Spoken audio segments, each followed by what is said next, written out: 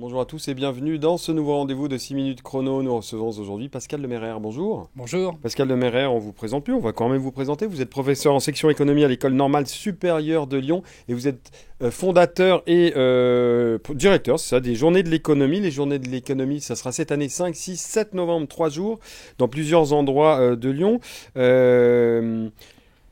Les journées de l'économie, ça a une vocation pédagogique, ça a toujours eu cette vocation pédagogique, pardon, c'est de rapprocher le grand public de l'économie pour mieux comprendre l'économie dans sa vie quotidienne et puis pour aussi plus macroéconomique pour comprendre les grandes mutations de l'économie, les grandes mutations économiques et sociales du monde.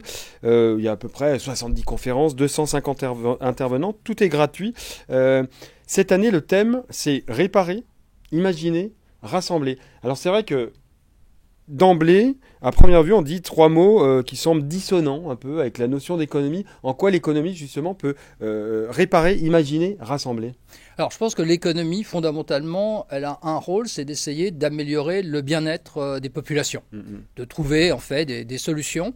Donc, le premier problème auquel on est confronté, c'est qu'il y a des choses à réparer. Alors, aujourd'hui, on le voit, en termes environnementaux, on comprend très vite qu'il faut réparer. Mais quand on parle des services publics, là aussi, quand on parle de la défiance des Français envers les politiques, par exemple. Donc, il y a à la fois des choses matérielles et puis des choses qui sont plus symboliques, qui devraient être réparées, de manière ensuite à pouvoir faire autrement. Et le faire autrement, ça veut dire arriver à imaginer. On avait terminé d'ailleurs les journées de l'économie l'an dernier sur cette question, sur comment on peut réinventer aujourd'hui une manière de vivre ensemble. Et je pense que ce vivre ensemble est extrêmement important. Il y a des indicateurs de bien-être qui nous montrent actuellement qu'après les Jeux olympiques, les gens ont trouvé qu'on vivait mieux parce qu'on était plus proches les uns des autres. Et ce besoin d'être plus proches les uns des autres est présent aussi en économie. Je pense que c'est un des points qui est important si on veut arriver à ce qu'on soit dans une économie différente où on trouve des solutions donc, à nos problèmes. Et donc rassembler, c'est le dernier terme justement, c'est que très souvent on est dans des situations d'isolement.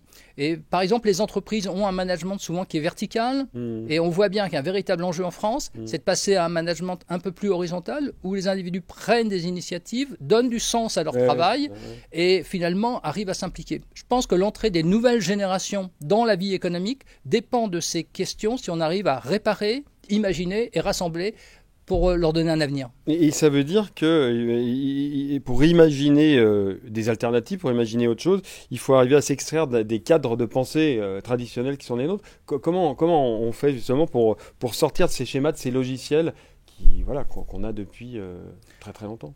Alors, on peut dire modestement que les journées de l'économie peuvent aider à partir du moment où on confronte les travaux des chercheurs qui imaginent des scénarios à partir d'un certain nombre de données en disant voilà ce qui marche et voilà ce qui ne marche pas.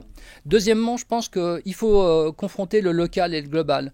Très souvent, on peut avoir entre deux communes, deux régions, deux pays des expériences et si on mutualisait un peu, on s'apercevrait qu'il y a quand même des voies qui fonctionnent mieux que d'autres. Et donc, on peut changer la vie quotidienne des gens en s'inspirant d'un certain nombre d'expériences. Et si on les mixe avec la capacité aussi des entreprises à avoir des stratégies innovantes, car aujourd'hui, on a des entreprises, par exemple, qui ont un plan climat assez avancé, qui investissent, alors que l'État avance, recule de manière un peu hésitante.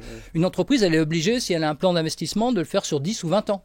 Donc, on a à la fois des citoyens, des entreprises qui sont prêts à changer. On a des chercheurs qui proposent finalement des réflexions qui peuvent être utiles.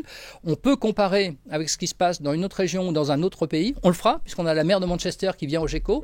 Exemple typique, Manchester et Lyon, c'est deux villes de la première révolution industrielle. Très vieille industrie. Et c'est deux villes qui cherchent à se réinventer.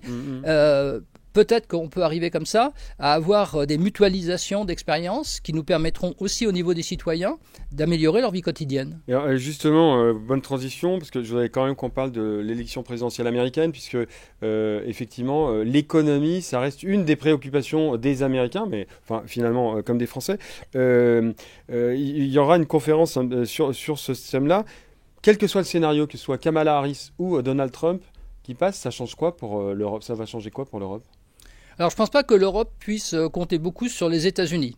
il y a une tendance protectionniste qui va exister. Par contre, je pense que là où ça peut changer, c'est pour l'Ukraine en particulier, où certainement que là, le soutien des États-Unis à l'Ukraine peut être assez différent selon les résultats de l'élection. Mais par contre, pour les Européens, ce qui est clair aujourd'hui, c'est qu'il faut qu'ils aient une ambition réelle. Il y a 2 rapports là, qui sont parus récemment, un rapport rédigé par Enrico Letta et un autre par Mario Draghi, qui dit il faut faire plus qu'un grand marché unique et il faut absolument qu'on soit présent dans les nouvelles technologies. On n'arrête pas de nous parler de l'intelligence artificielle, on y reviendra pendant les journées de l'économie, mais quand même ce qui est très inquiétant, c'est qu'on ait 2 grandes puissances qui sont en train de devenir les leaders de ces nouvelles technologies, la Chine et les États-Unis, et l'Europe est en train de se faire distancer.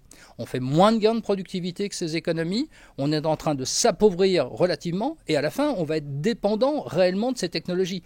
Et c'est quand même des pays qui utilisent immédiatement cette technologie au niveau militaire. Donc on est dans une situation où ça serait quand même terrible. Après le projet de Jean Monnet, qui est quand même une jolie construction depuis, avec l'idée que l'Europe est finalement un ensemble de pays qui vont privilégier la paix, et on serait dans cette situation d'affaiblissement à la fin. En tout cas, voilà, ces journées de l'économie, je rappelle, 5, 6, 7 novembre, donc qui sont gratuites. Il y a 70 conférences qui sont gratuites. On va parler de transition environnementale, de répartition des richesses, de renégociation des relations internationales, de laïcité aussi. Enfin, finalement, de beaucoup de sujets transversaux. Je vous conseille vivement d'aller faire un tour parce que c'est très très intéressant. Merci Pascal Lemairer d'être venu nous expliquer 2-3 petites choses qui vont se passer sur ces journées de l'économie. Et pour plus d'informations, évidemment, www.lyoncapital.fr. À très bientôt. Au revoir.